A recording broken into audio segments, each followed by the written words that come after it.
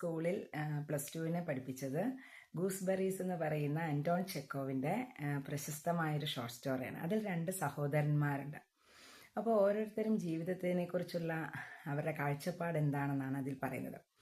And Nikolai Ivanich എന്ന് പറയുന്ന അതിലെ കഥാപാത്രം വളരെ ലെത്താർജിക്കാണ്, വളരെ ലേസിയാണ്, മടിയനാണ്. And he dreamed of having a farmhouse, having gooseberries, having fruits and flowers, having a river, having ducklings.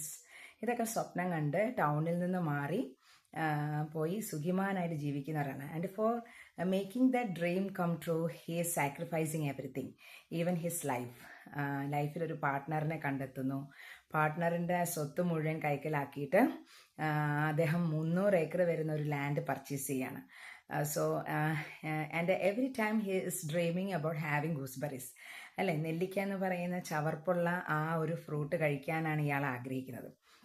അപ്പം ലാസ്റ്റ് ഇവാൻ പറയുന്നുണ്ട്, ഈ ഗൂസ്ബെറീസ് കൊണ്ടുവെക്കുന്ന പ്ലേറ്റിൽ നിന്ന് ഇയാൾ ഓരോന്നെടുത്ത് കഴിക്കുമ്പോഴും he was commenting that it is delicious and he was shedding tears also.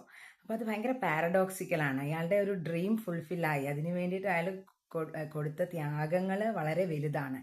Yet he is feeling happy. അപ്പോൾ ആ രാത്രി നിക്കോളെ ഉറങ്ങുന്നില്ല.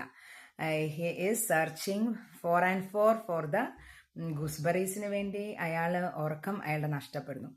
അപ്പോൾ അതിൽ അന്റോൺ ചെക്കോവ് പറയുന്നൊരു കാര്യമുണ്ട്, നമ്മുടെ ലേസിനെസ്സും നമ്മുടെ ഈഗോയിസ്റ്റിക് ആയിട്ടുള്ള കാര്യങ്ങളുമൊക്കെ നമ്മളെ വളരെ മൊണോട്ടണസ് ആയിട്ടുള്ള വിരസതയുള്ളൊരു ജീവിതത്തിലേക്ക് തള്ളിവിടുന്നു എന്നുള്ള കാര്യം നമ്മൾ ആദ്യമേ മനസ്സിലാക്കുന്നില്ല എന്നുള്ളതാണ്. പിന്നീട് മനസ്സിലാക്കി വരുമ്പോഴത്തേക്കിനും നമുക്ക് സമയം കഴിഞ്ഞു പോകും. അപ്പോൾ എനർജറ്റിക് ആയിട്ടും വൈബ്രൻ്റ് ആയിട്ടും വിഗറസ് ആയിട്ടുമുള്ളൊരു ലൈഫായിരിക്കണം നമ്മുടേത്.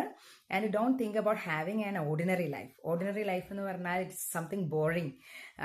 Think about something extraordinary that you will be having a colorful life. You can fly from one place to another. You can move. Movement ഇല്ലാത്ത ഒന്നും നമുക്ക് സന്തോഷം തരത്തില്ല. അപ്പോൾ കുട്ടികൾ ഉള്ള പാരൻസിനോട് എനിക്ക് പറയാനുള്ളത്, tell them to have an extraordinary life. അല്ലാതെ ഓർഡിനറി ആയിട്ട് അല്ലെ, പലപ്പോഴും പല കുട്ടികളും വളരെയേറെ സമർത്ഥന്മാരാണ്. പക്ഷേ after getting a job and recognising that they are only capable of paying the bills എന്ന് വരുമ്പോഴത്തേക്കിനും they will easily get frustrated, disappointed. അപ്പോൾ അതിലൊന്നും ഒരു അർത്ഥവുമില്ല. ആ ഒരു ഡിപ്രസ്ഡ് മൈൻഡിൽ നിന്നും പെട്ടെന്ന് സർവൈവ് ചെയ്ത് മുന്നോട്ടേക്ക് പോകാനുള്ള ആ ഒരു കാലിബർ അല്ലേ, ആ ഒരു ആത്മധൈര്യമാണ് ഇപ്പോഴത്തെ കുട്ടികൾക്ക് ലാക്ക് ചെയ്യുന്നത്. അത് പ്രൊവൈഡ് ചെയ്യാനായിട്ട് ഓരോ പേരൻറ്റിനും കഴിഞ്ഞാൽ അവർ വിജയിച്ചു എന്നുള്ളതാണ് അല്ലേ.